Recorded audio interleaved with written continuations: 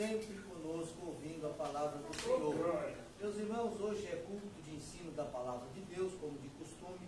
Na sexta-feira nós temos culto de ensino e na sexta-feira próxima passada nós estávamos estudando sobre o primeiro livro dos reis, terminamos o estudo, é isso? O primeiro livro dos reis, e começamos aí, vamos adentrar aí no segundo livro de reis, que é uma continuação aí do primeiro. Amém, meus irmãos? Então vamos ter aqui por base o texto do capítulo de número 1 de 2 Reis, são 18 versos, e nós vamos lê-los para termos aqui por base no nosso estudo, no início do estudo sobre o livro dos reis. Lembrando que é um estudo condensado, um estudo comprimido aí do livro dos reis, os principais assuntos contidos no livro, apesar de que o segundo livro dos reis tem vários assuntos aqui interessantes, muito importantes, e muitos pregadores gostam de pregar, né? Gostam de falar no segundo livro dos reis, né? Gostam de ministrar. Nós vamos aprender aqui um pouquinho sobre os principais assuntos do segundo livro dos reis. Amém, meus irmãos? Vamos fazer uma leitura responsiva da palavra de Deus, capítulo de número 1, segundo livro de reis, nós vamos ler do verso 1 até o verso 18, responsivamente. Elias e a morte de Acasias. Diz a palavra do Senhor: depois da morte de Acabe, revoltou-se Moabe contra Israel. E caiu Acasias pelas grades de um quarto alto, que tinha em Samaria, e adoeceu, e enviou mensageiros e disse-lhes: ide e perguntai a Baal-zebub, Deus de Ecrom, se sararei desta doença. Mas o anjo do Senhor disse a Elias, o tisbita: levanta-te e sobe para te encontrares com os mensageiros do rei de Samaria. E diz-lhes: não há Deus em Israel para irdes consultar a Baal-zebub, Deus de Ecrom? E por isso assim diz o Senhor: da cama a que subiste não descerás, mas sem falta morrerás. Então Elias partiu. E os mensageiros voltaram para o rei, e este lhes disse: que há que voltastes? E eles lhe disseram: um homem nos saiu ao encontro e nos disse: ide, voltai para o rei que vos mandou, e dizei: assim diz o Senhor, porventura não há Deus em Israel, para que mandes consultar a Baal-zebub, Deus de Ecrom? Portanto, da cama que subiste não descerás, mas sem falta morrerás. E ele lhes perguntou: qual era a aparência do homem que vos foi ao encontro e vos falou essas palavras? E eles lhe disseram: era um homem vestido de pelos e com ombros cingidos de um cinto de couro. Então disse ele: é Elias, o tisbita. Então o rei lhe enviou um capitão de 50 com os seus 50 homens, e esse subiu a ter com Elias, que estava assentado no cume do monte, e lhe disse: homem de Deus, o rei diz: desce. Mas Elias respondeu e disse ao capitão de 50: se eu, pois, sou homem de Deus, desça fogo do céu e te consuma a ti e aos teus 50. Então fogo desceu do céu e o consumiu a ele e aos seus 50. Tornou o rei a enviar-lhe outro capitão de 50 com os seus 50 homens. E esse lhe disse: homem de Deus, assim diz o rei, desce depressa. E respondeu Elias e disse-lhe: se eu sou homem de Deus, desça fogo do céu e te consuma a ti e aos teus 50. Então o fogo de Deus desceu do céu e o consumiu a ele e aos seus 50. Tornou o rei a enviar terceira vez outro capitão de de 50 com os seus 50 homens. Este terceiro capitão de 50 subiu e pôs-se de joelhos diante de Elias e suplicou-lhe: homem de Deus, peço-te, preciosa aos teus olhos a minha vida e a vida desses 50 teus servos. Eis que o fogo desceu do céu e consumiu aqueles dois primeiros capitães de 50 com os seus 50. Porém, agora seja preciosa aos teus olhos a minha vida. Então o anjo do Senhor disse a Elias: desce com este, e não temas. Levantou-se e desceu com ele ao rei. E disse-lhe: assim diz o Senhor, por quem enviaste mensageiro a consultar a Baal-zebub, Deus Retrô? Porventura é porque não há Deus em Israel para consultar a sua palavra? Portanto, desta cama a que subiste, não descerás, mas certamente morrerás.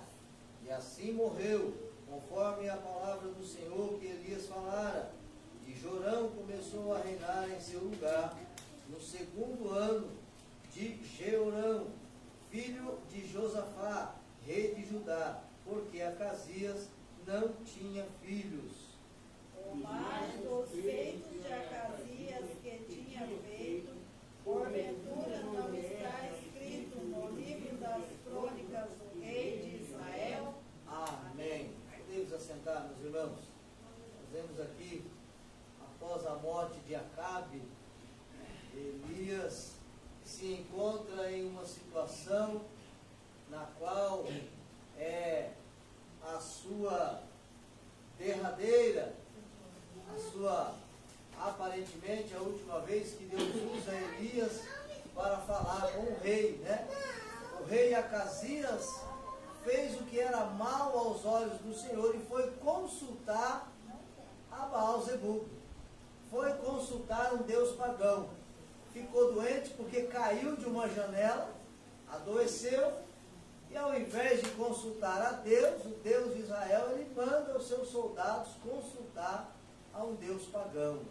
E o Senhor rapidamente desperta a Elias e diz para ele: vai de encontro com esses homens e manda o recado. Para ele saber que eu me irei, para ele saber que eu não gostei, para ele saber que eu sou Deus Todo-Poderoso. E então o rei se revolta contra Elias e manda mais 50 homens, porque Elias profetiza sobre aqueles homens e o fogo desce do céu e consome eles todos. O rei manda mais 50. Uma coisa que eu achei interessante aqui, irmãos, é que quando chegaram até o rei para dizer que alguém os barrou, né? O rei rapidamente pergunta qual era a aparência desse homem. Qual era a aparência? Quando eles descreveram, o rei logo entendeu quem era. Ele disse: é Elias, o tisbita. Eu vejo aqui, irmãos, que o homem de Deus, ele é conhecido. As pessoas conhecem o servo de Deus, conhecem a serva de Deus. Não só pela sua vestimenta, mas pelo seu jeito, pela sua maneira de se portar, de se comportar, pela sua coragem, pela sua ousadia. Elias, ele tinha a ousadia de Deus, porque se não tivesse, não desafiava os 450 profetas de Baal e 400 profetas de Azera. O homem tem que ser audacioso, ele tem que ter coragem e convicção do Deus que ele serve, irmão. Tem que ter convicção. Eu, essa semana, no meu trabalho, eu precisei trocar ali umas lâmpadas que fica em cima do setor da usinagem, e é bem alto, irmãos. Tem uns 12 a 14 metros de altura, é bem alto. E não tem uma máquina, uma estrutura para mim subir, não dá para montar um andaime, porque tem os tornos ali embaixo, não tem espaço para isso. O patrão até comprou um equipamento próprio para isso, mas ele não entra lá no local. E eu tive que trocar 6 lâmpadas, e tem aquela ponte rolante, né? E eu fui, a gente tem que fazer um documento, eu fiz um documento pedindo autorização para trabalhar em altura, porque o técnico de segurança precisa assinar esse documento, né? E fui lá, o patrão assinou, um dos patrões assinou o documento, me autorizando a subir, eu coloquei cinto de segurança, tudo. Mas eu tive que trabalhar em cima da ponte rolante, que é aquela ponte que isso, aquelas peças, máquinas pesadas de 6 toneladas, 5 toneladas, eu tive que trabalhar em cima dessa ponte, fazer ali alguns malabarismos ali para trocar essas lâmpadas. Enfim, foi bem trabalhoso e um trabalho perigoso, apesar de a gente estar com cinto de segurança, tudo certinho, é um trabalho perigoso. E depois de feito o trabalho, um dos rapazes que trabalha lá embaixo, ele veio até mim e disse: rapaz, só de olhar você lá em cima eu já comecei a me tremer todo aqui embaixo. Você não teve medo? Eu disse para ele: eu não tenho medo de nada. Ele falou: como você não tem medo de nada? Eu falei: eu não tenho medo de nada. Só tem uma coisa nesse mundo, nessa vida, que eu tenho medo. Uma única coisa. Ele falou: não acredito que só tem uma coisa que você tem medo. O que é? Eu falei: de perder a minha salvação. Porque do resto eu não tenho medo de nada. Porque eu sei o Deus em que eu sirvo. Comecei a pregar para ele. E eu disse para ele, eu falei: sabe por que eu não tenho medo de nada? A única coisa que eu tenho medo de perder é a minha salvação. Hoje eu sou convicto de que eu sou salvo em Cristo. Então eu não tenho medo, porque se eu morrer, para mim é ganho. E se eu viver, eu vou viver para Cristo. Se eu viver, eu vivo para glorificar o nome do Senhor. Mas se eu morrer, eu tenho certeza que no mesmo instante eu vou estar com Cristo na glória. Porque eu tenho certeza da minha salvação. Eu disse para ele: e você? Se você morresse agora, para onde você vai? Para onde vai a sua alma? Aí ele arregalou o olho assim e disse, aí outros ficaram me olhando: pô, eu não posso fazer isso no expediente de trabalho, mas o Espírito Santo de Deus me incomodou.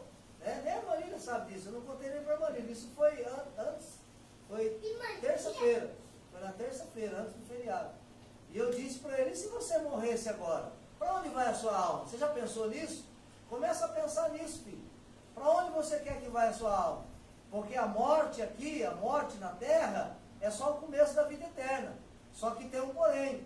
A vida eterna com Cristo, de gozo, paz, alegria eterna com Ele, ou a vida eterna de sofrimento e tormento junto com Satanás no lago que arde em fogo e enxofre. Aí ele ficou assustado. Ele ficou assustado. Ele disse: eu vou procurar a igreja. Ele disse: eu vou voltar para Jesus. Ele disse: afastado. Ele disse: eu vou voltar para Jesus, pastor. Falei: faça isso o mais rápido possível, porque se Jesus voltasse agora, como é que ia ficar a sua alma? Então, irmãos, a gente tem que ter coragem para falar a verdade para as pessoas, mesmo que a pessoa não goste, mesmo que ela sinta uma dor, mas o que dói é o que sara. Nenhum remédio que não causa dor sara. Você toma um analgésico, muitas vezes sua dor de cabeça não passa, sua dor no corpo não passa, mas você vai lá no posto de saúde, você toma uma injeção, você toma lá um Voltaren, um Bezetacil, dói, não dói? Você sai até que nem robozinho, assim, ó, durinho assim, porque dói demais. Só que você sara, é 5 minutos, parece que está tirando a dor com a mão. Então, irmão, a palavra de Deus, ela também é assim. A palavra de Deus, muitas vezes, ela machuca. Por quê? Porque ela vai lá na ferida. Ela vai mexer lá na ferida, lá onde está inflamado. Ela vai mexer lá onde está o machucado. Por quê? Porque ela vai tirar a bactéria, ela vai tirar tudo aquilo que está causando a dor. E nisso vai ter um pouquinho de dor. Mas quando essa dor passar, vai estar sarado. Então temos que ter coragem. Elias era um homem corajoso. Elias era um homem que não se intimidava por qualquer coisa, porque ele tinha convicção do Deus em que ele servia. E aquele rei manda de novo uma segunda tropa de 50 homens para mandar Elias descer. Veja que o rei foi altivo. E nós vamos aprender aqui nesse estudo, irmão, a influência dos governantes em uma nação, sobre uma nação. Veja a influência do rei. Mesmo ele conhecendo quem era, mesmo ele sabendo que era Elias e quem era Elias, que Elias era um profeta, era um homem de Deus, ainda assim, ele manda outros 50 dizendo: olha, desce. Morreram, foram consumidos também pelo fogo. Ele manda outro de novo e diz assim: olha, fala para ele, desce depressa. Mas esse foi mais esperto, esse comandante foi esperto. Ele falou: eu não vou afrontar o homem de Deus de maneira nenhuma. A Bíblia nos diz que esse homem chegou e se prostrou diante de Elias. Ele implorou pela sua vida diante do profeta Elias. Sabe o que é isso? Isso quer dizer respeito. Isso quer dizer temor. Aquele homem temeu.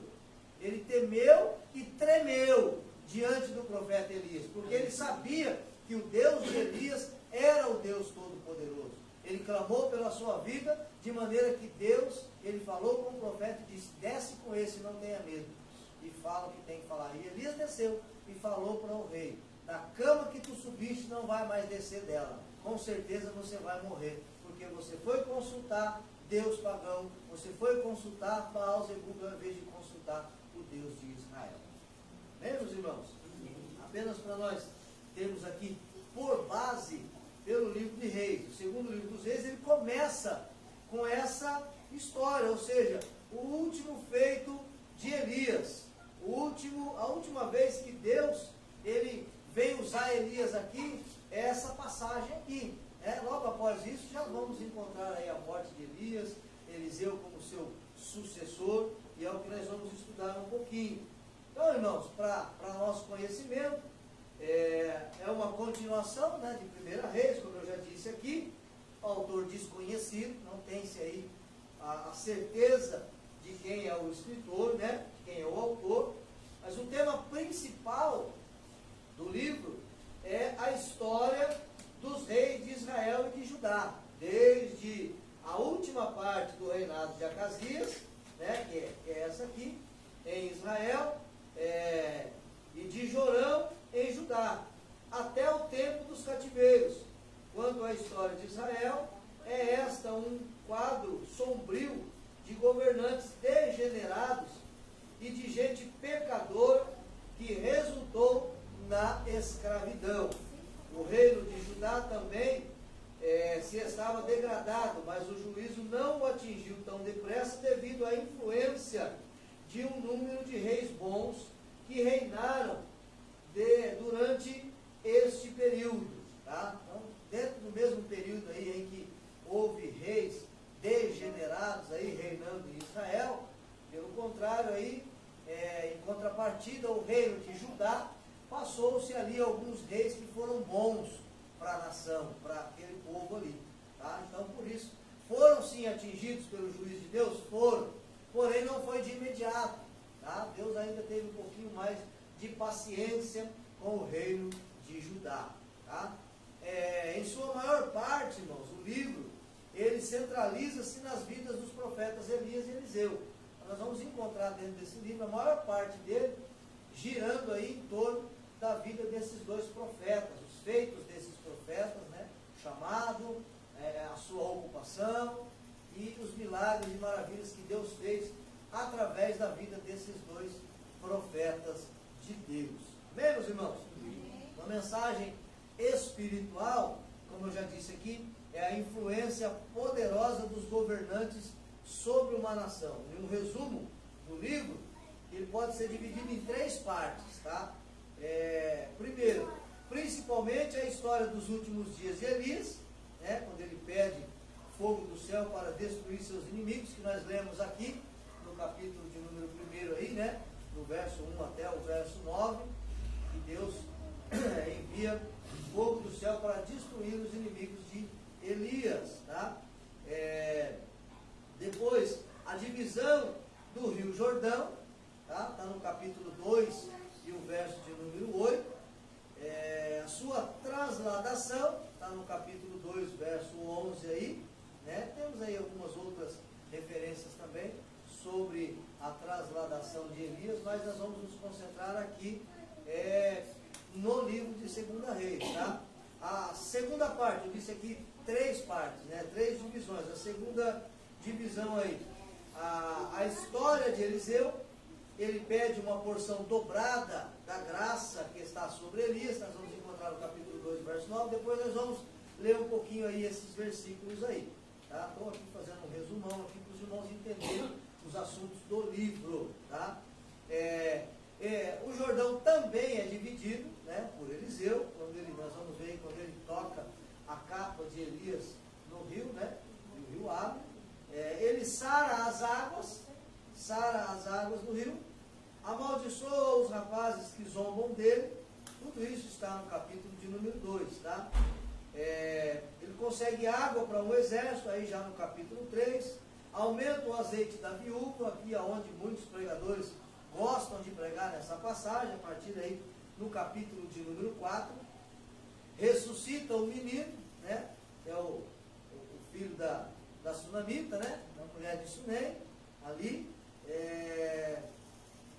ele purifica um alimento nocivo, também no capítulo 4, aí, a partir do verso 38, alimenta a multidão, a cura de Naamã, o leproso, nós vamos encontrar aí a partir do capítulo 5, do verso 5 ao 15, ele faz que Geazi fique também leproso, está aí no capítulo de número 5 também, a partir do verso 20, faz o ferro do machado flutuar, tá? É capítulo 6, revela os planos do rei da Síria, ainda no capítulo 6, provoca cegueira nos sírios, capítulo 6 ainda, do verso 18 a 20, profetiza abundância para uma cidade açoitada pela fome, capítulo 7, depois, a partir do capítulo 8, ele garante à mulher sunamita a restauração da sua terra, ou seja, ela havia perdido seus bens, ele garante a ela que tudo lhe seria restaurado, tá? Profetiza a exaltação de Hazael, ordena a unção de Jeú como rei, a partir do verso 9, conserva o poder profético até o seu leito de morte, aí, capítulos 13, verso 14 ao 19. O poder divino se manifesta em seu túmulo mesmo após a sua morte, capítulo 13, verso 20 e 21. E o segredo do seu poder, seu desejo de receber porção dobrada da graça, o capacitou para viver numa atitude de contínua vitória. Quando você pede porção dobrada do Espírito como de Elias, você vai também ter provas iguais ou piores do que as provas que teve Elias. Porém, você vai receber a capacitação de Deus para passar por essas provas. Tá? E a terceira divisão aí do livro vai dizer os outros eventos notáveis na história de Judá e de Israel, a execução do juízo divino de Jeú sobre Jorão, Acasias, Jezabel, 70 dos filhos de Acabe e os adoradores de Baal. Nós vamos encontrar aí no capítulo 9 e 10. Tá? O bom reinado de Joás, capítulos 11 e 12. Os reinados de reis perversos em Israel, seguidos pelo cativeiro das 10 tribos, está no capítulo 13 a 17. O bom reinado de Ezequias, capítulo 18 a 20. O perverso reinado de Manassés, capítulo 21. Josias, o último dos reis bons, capítulo 22 e 23. E uma série de reis perversos em Judá conduzem ao cativeiro da nação e a destruição de Jerusalém, que está no capítulo de número 25. Esses são os principais assuntos, irmãos, contidos aqui nesse livro. Os principais assuntos do livro de 2 Reis, tá? Segundo livro dos reis. Tá? Então nós já lemos aqui o capítulo de número 1 sobre quando Elias pede fogo e Deus manda fogo do céu. Aí no capítulo de número 2, nós vamos ver aí no capítulo 2, o verso de número 8. Alguém pode ler para nós? Capítulo 2, verso de número 8.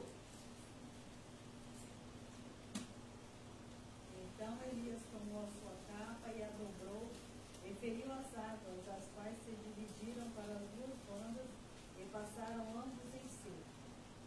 Está vendo aí? Então, Elias precisava atravessar para o outro lado. Olha aí, irmãos, o que é um homem de Deus que tem convicção do Deus que ele serve, e a fé desse homem, irmãos, que orou a Deus e tocou a sua capa na água, e o Jordão se abriu, e eles passaram para o outro lado. Amém? Capítulo 2, verso de número 8. Depois do capítulo 2 ainda, no verso de número 11, nós vamos encontrar aí a sua transladação, né? A sua transladação, tá? E vamos dar continuidade do verso 8 aí para o verso 9, até nós chegarmos no verso 11, para nós não perdermos o fio da meada aí, né?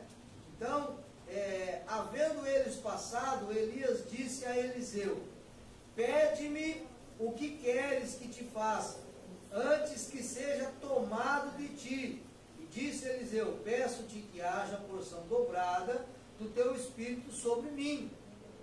E respondeu Elias: coisa difícil pediste, se me vires quando for tomado de ti, assim se te fará, porém, se não, não se fará.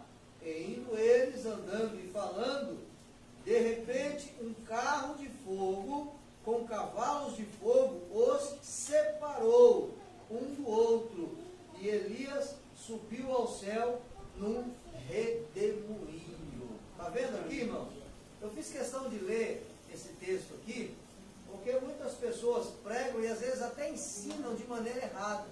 Eu já vi vários pregadores pregando aí, dizendo que Elias subiu ao céu num carro de fogo. Não é isso que está escrito no texto. Não é isso que está escrito no texto.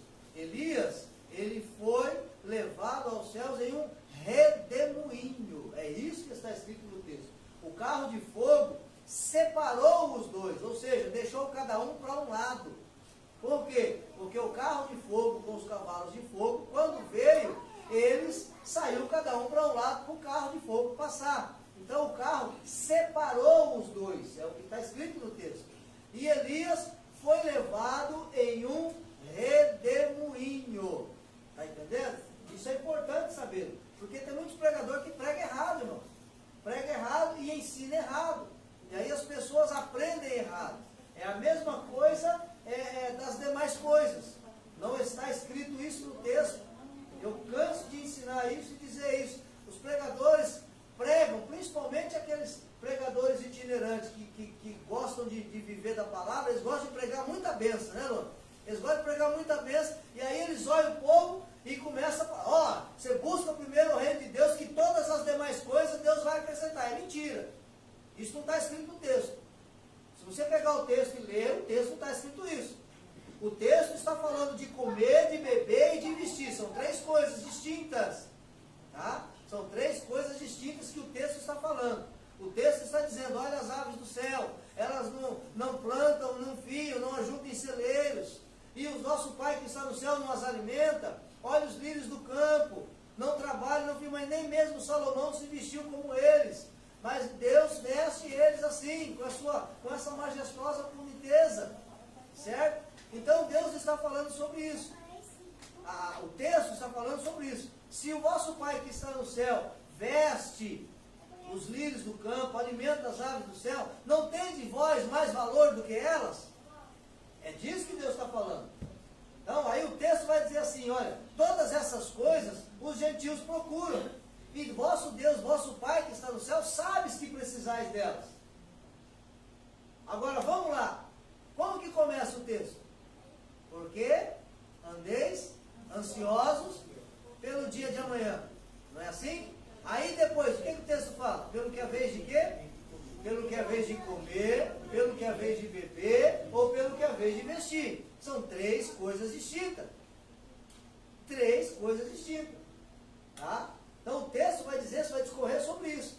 Bem sabes o vosso Pai que está no céu que precisais dessas coisas. Mas buscai primeiro o reino de Deus e a sua justiça, e todas estas coisas, é o que está escrito no texto. Todas estas coisas vos serão acrescentadas. Não é todas as demais coisas. Por isso que é importante a gente passar pelo texto. Por isso que é importante a gente ler o texto.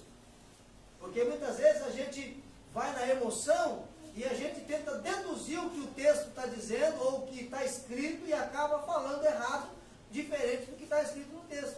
Aí uma pessoa que ainda não conhece Jesus, que chegou na igreja agora, que está aceitando Jesus agora, que está começando a frequentar, ele acredita: opa, peraí, se eu seguir esse Jesus, todas as demais coisas que eu precisar, ele vai me dar.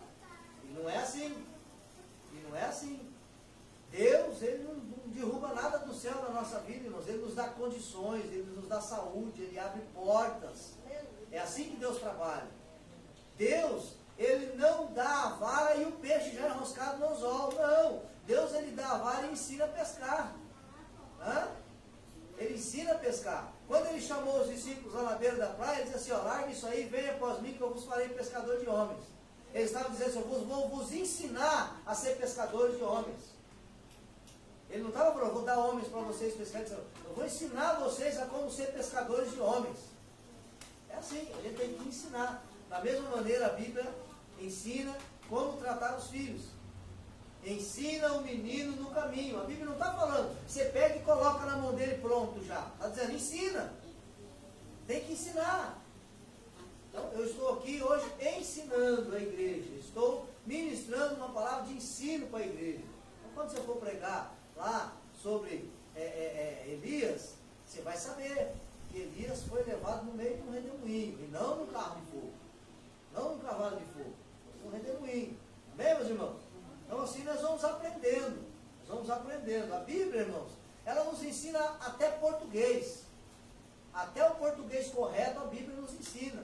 É por isso que quando nós vamos fazer a leitura da palavra de Deus, nós sempre dizemos, vamos ler devagar, pausadamente, respeitando ponto e vírgula. Porque uma vírgula no lugar errado muda o sentido do texto.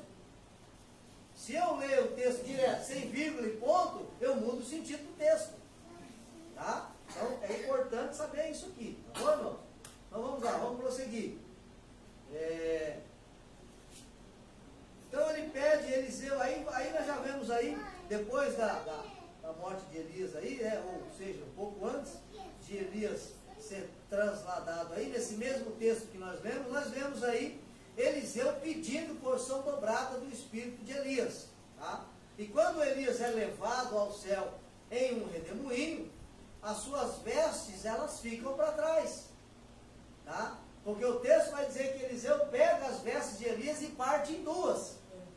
E ele toma somente a capa, ele fica somente com a capa. Tá? E Elias, olha que interessante, Elias, ele já estava, eu vejo assim, irmãos, eu interpreto dessa maneira.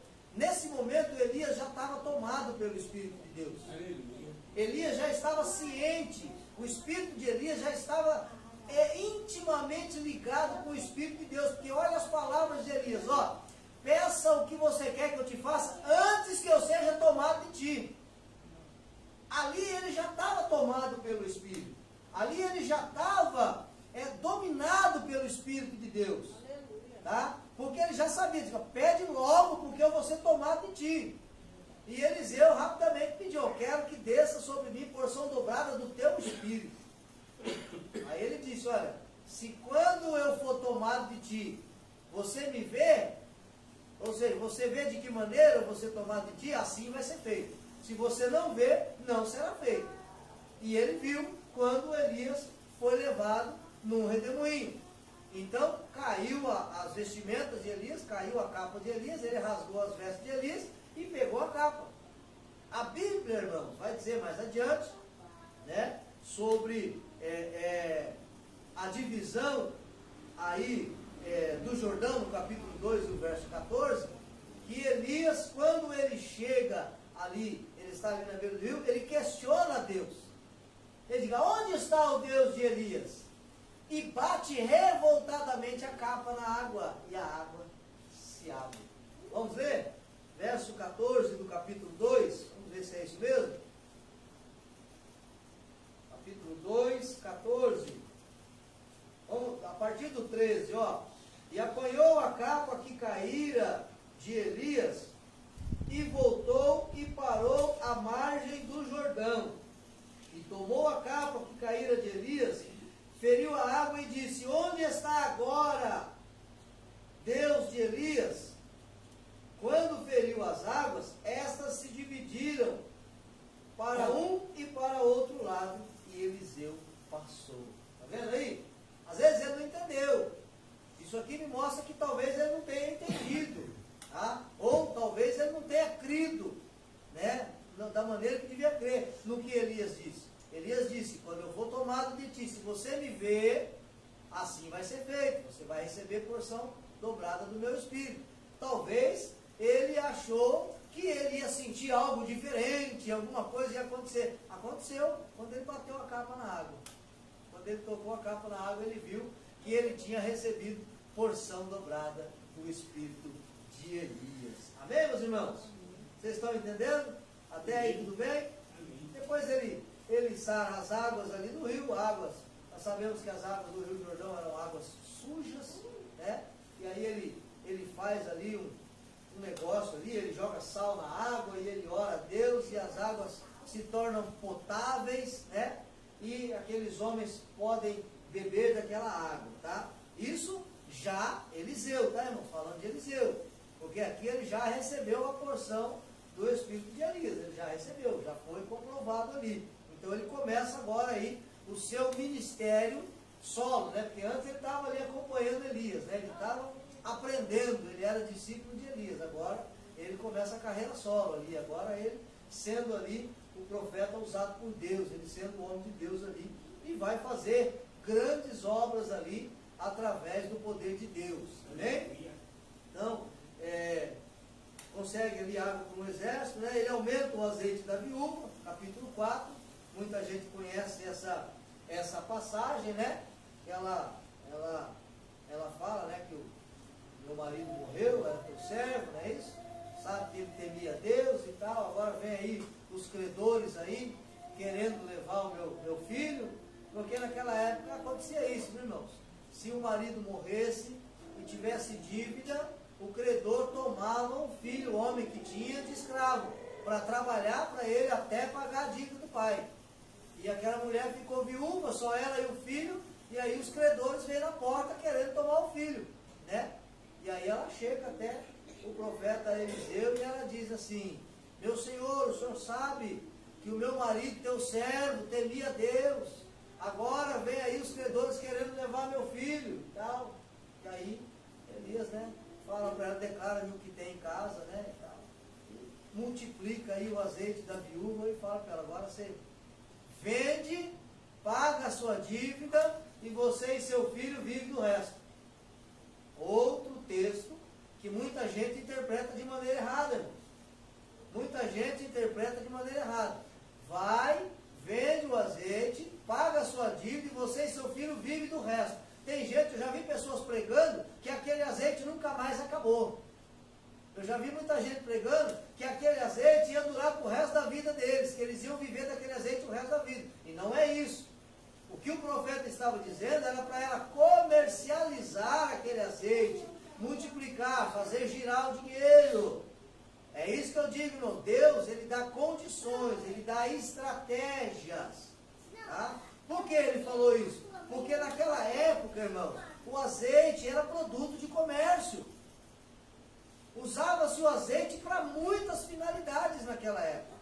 O azeite era uma das principais matérias de comércio da época. Está entendendo? Então, a ideia do profeta Elias ali passando para aquela viúva era que ela comercializasse ou pegasse o dinheiro que sobrasse do restante do azeite e montasse algum negócio para ela, algum comércio, alguma coisa que ela pudesse fazer esse dinheiro girar. Não era o azeite que não ia acabar mais, mas o dinheiro iria girar através de ela usar a cabeça, de ela trabalhar isso daí. Assim é na nossa vida, irmão. Às vezes Deus nos abre uma porta, Deus nos dá condições e muitas vezes nós não entendemos. Deus, ele sempre tem um propósito na nossa vida. Às vezes quando Deus abre uma porta, eu já vi várias pessoas aí que Deus abre portas, Deus dá uma condição, a pessoa começa a esbanjar, daqui a pouco não tem mais nada. Ao invés de administrar, quando Deus nos abre uma porta, irmãos, de lucro, de ganhos, isso financeiramente falando, nós temos que pedir para Deus estratégias de administração.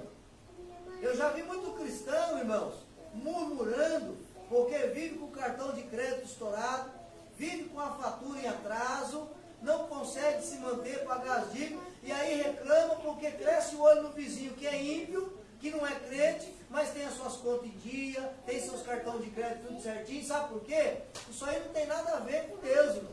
Isso aí tem a ver com a administração. Isso aí quer dizer que o vizinho, que não é servo de Deus, ele sabe administrar. Como assim? Ele não gasta mais do que ele ganha. Se ele ganha 2.000, ele não vai gastar 2.500, porque ele sabe que ele não vai ter como pagar. pessoas que pegam o cartão de crédito, só vou pagar o mês que vem mesmo. Esquece que quando chegar o mês que vem a fatura vai chegar. A fatura vai, e o banco não quer saber, o banco quer receber. Aí o crente sai, compra aqui, compra ali, compra por lá, e gasta aqui, gasta ali, gasta lá. Quando vai ver, irmão, está só dívida na praça. Aí não consegue mais, não consegue fazer mais nada. Aí a vida começa a andar para trás, aí fica devendo aqui, fica devendo ali, fica devendo por lá, e não consegue acertar. Sabe por quê? Porque isso vira uma bola de neve. Vira uma bola de neve. Nós não podemos, irmãos, fazer as coisas contando com o dia de amanhã. Nós temos que trabalhar com o pé no chão. Isso é administração. Administra o que você tem, não o que você poderá ter. O que você poderá ter, você só vai administrar quando você tiver. Se você gastar por antecipação, se você comprometer o seu futuro por antecipação, a Bíblia diz que o futuro a Deus pertence. O amanhã a Deus pertence. Nós não sabemos o dia de amanhã. Nós não sabemos o que pode acontecer. Hoje eu estou empregado, amanhã eu posso não estar. Isso é outro ponto importante, irmãos. Tem pessoas que não se lembram de interceder pela empresa que trabalha, pelos seus patrões. Porque enquanto o patrão for bem sucedido, você tem emprego. Se o patrão falir, você está desempregado. Então, você tem que interceder pelo patrão também. Você tem que interceder pelo governo. Os irmãos que são aposentados têm que interceder pelo governo. Para Deus colocar homens lá que saibam administrar o dinheiro do povo. Senão você fica sem aposentadoria também. Já está quase. Já está quase. Então, irmãos, a gente tem que interceder para Deus dar estratégias, para Deus dar sabedoria, para nós saber administrar tanto a nossa vida material, financeira, como também a nossa vida espiritual. Nós temos que saber administrar a nossa vida espiritual. Temos que saber. Tudo depende de administração, irmãos. Tudo depende de administração. Amém? Até aí tudo bem? Depois ainda no capítulo 4 aí, ele ressuscita o filho, né? Ressuscita o menino da Sunamita, né? Da mulher de Sunem, né? Que é aquela mulher que quando ele passa, né? Todas as vezes, toda tarde ele passa e a mulher chama o seu marido e fala, olha, eu vejo que esse aí que passa aqui é um santo homem de Deus, né? Vamos fazer para ele ali um quartinho, vamos colocar lá uma mesa, uma cadeira, né? Uma lamparina, né? Uma botija de água ali, uma cama, vamos colocar ali para quando ele passar aqui, ele descansar ali, né? E aí assim, Eliseu, ele profetiza na vida daquela mulher, e o seu moço Geazi observa que ela não tem filhos, né? E ele profetiza que ela vai ter um filho, e no tempo determinado aquela mulher tem um filho. Passado um tempo, o menino sente uma dor de cabeça, reclama com o pai e morre, né? O pai manda que leve ele para sua mãe, chega lá, o menino morre.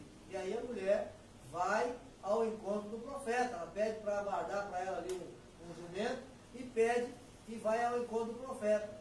E o interessante aqui, irmãos, é que quando a pessoa confia e ela sabe do que ela está fazendo, ela tem convicção do que ela está fazendo, do que ela precisa fazer, ela não tem medo de falar ou de assumir posições. Essa mulher, quando vai chegando, Geazi chega até ela e pergunta, vai bem contigo? Vai bem com teu marido? Vai bem com teu filho? E aquela mulher com o filho morto em casa. E ela diz assim, tudo vai bem. Tudo vai bem. Sabe por quê? Olha o que ela disse lá no começo. Eu vejo que esse homem que passa é um santo homem de Deus. Ela não pediu um filho. O homem de Deus profetizou um filho para ela. Então ela foi lá cobrar dele. Olha, eu não pedi. Mas já que você me deu, agora você vai entrar com providência. Usando as minhas palavras, é isso que ela foi falar para ele. Eu não pedi um filho para você, mas você profetizou um filho na minha vida. O filho veio, o filho nasceu, cresceu, eu tenho amor nele. E agora ele morreu, agora você vai lá e se vira. Agora você vai lá e ressuscita meu filho. Agora você vai lá orar pelo meu filho. O filho que eu não te pedi, mas já que você deu, a bênção tem que ser completa. Pronto. Por isso que ela tinha convicção de que o profeta ia atendê-lo. Então ela disse, tudo vai bem. Quantas vezes, irmãos, nós estamos passando por situações difíceis e nós temos que pregar que tudo vai bem. Temos que ensinar, e muitas vezes nós estamos passando uma situação difícil, mas isso é porque temos que ter convicção de que o nosso Deus, por fim, se levantará em nosso favor e nos abençoará, nos dará a vitória. Mas nós precisamos crer, nós precisamos confiar que Deus, Ele é poderoso para nos dar a vitória. Amém, meus irmãos? Eu vou parar por aqui. Os irmãos gravam aí aonde que nós paramos, tá? Nós paramos aqui no capítulo de número 4. Capítulo de número 4, tá bom? Quando ele ressuscita o menino aqui, tá bom? Os irmãos marcam aí na sua Bíblia. Nós vamos dar continuidade na próxima sexta-feira nesse estudo, amém? Vamos dar continuidade nesse estudo aqui. Se Deus assim permitir, começaremos o primeiro livro das Crônicas dos Reis. Amém, meus irmãos? Ficou bem compreendido? Alguém tem alguma dúvida? Se quiser fazer alguma pergunta, pode fazer. Os irmãos que nos acompanham, os internautas, que nos acompanham pelas redes sociais, se tiver alguma dúvida, poste aí a sua dúvida, a sua pergunta, e posteriormente estaremos aí respondendo aos irmãos para que ninguém tenha nenhuma dúvida. Amém, meus irmãos? Vamos nos colocar em pé nessa noite. Os nossos trabalhos prosseguem normalmente. Amanhã tem ceia, Santa Ceia do Senhor, na nossa sede setorial, às 19 horas, lá na nossa sede setorial, na Rua Felicíssimo Antônio Pereira, número 129, na Vila Independência. Todos estão convidados. Domingo de manhã, às 9 horas da manhã, nós temos aqui na nossa congregação Escola Bíblica Dominical. A carreira que nos está proposta é o tema da nossa revista nesse trimestre, de suma importância para a nossa caminhada cristã, irmãos. Venham, participem da Escola Bíblica, aprenda, cresça na graça e cresça também no conhecimento, em nome de Jesus, amém? E à noite, às 19 horas, estaremos aqui com o culto da família, culto de louvor e adoração a Deus, dirigido pelo Círculo de Oração Filhas do Rei, e estará aqui ministrando uma palavra da parte de Deus, o pastor Edivaldo Rocha. Amém, meus irmãos? Domingo, às 19 horas, amém? Esqueceu algum aviso? Pastor, não esquece de falar do canal e da rádio, tá? Nós temos o nosso canal lá no YouTube, os irmãos entram aí, o pastor Luan depois colocará aí na descrição do vídeo, no finalzinho da descrição do vídeo, ele vai colocar lá o link, vai colocar lá para você poder nos acompanhar nas redes sociais ali. Esse vídeo vai estar lá no YouTube, você pode entrar lá a hora que você quiser, você pode assistir, participar. Também nós temos ali a Rádio Promessa de Fé com o pastor Luan Rodrigo, que está ali orando. Você liga, você manda sua mensagem pelo WhatsApp, você ouve a nossa rádio web ali pelo seu celular, manda ali o seu pedido de oração, pede ali o seu hino, a sua música, e o pastor Luan vai ter prazer em falar com você, em atender e orar por você. E também temos aí os nossos Facebooks, aí o Facebook do pastor Luan, do pastor Renato, da Igreja Assembleia de Deus, Ministério Ipiranga, Otávio Raso. Então, vários canais aí de comunicação para você ouvir a palavra de Deus. Amém, meus irmãos? Amém. Sendo assim, oremos agradecendo ao Senhor. O irmão Everaldo vem orar agradecendo a Deus por esse ensino, por essa palavra, e em seguida estarei impetrando a bênção apostólica. Amém. Pode orar, irmão Everaldo. Saúde da nossa igreja, graças ao Pai, nosso Senhor e Salve de Jesus Cristo. Amém. Porém, maravilhoso, soberano, Sim, meu eterno, Deus. Pai. Mas não disse eu grato, Senhor, pela oportunidade que tivemos aqui na tua casa, onde mais uma vez o Senhor nos ensina, Senhor, a tua maravilhosa palavra. Que você nos dê, Senhor, a tua graça, sabedoria, discernimento, Senhor, e que nós possamos guardar em nossos corações, praticando o que o Senhor nos tem ensinado, Pai. Pai maravilhoso, que nesse terminado de noite, Senhor, o Senhor nos guarde, nos proteja, Senhor, e nos dê um sono, um repouso tranquilo com tua mão poderosa e santa, Senhor. Guarda-nos, Senhor, e se o Senhor não retornar até o Senhor, no próximo culto, e aqui estaremos, Senhor, para te adorar, louvar e exaltar o teu nome, Senhor.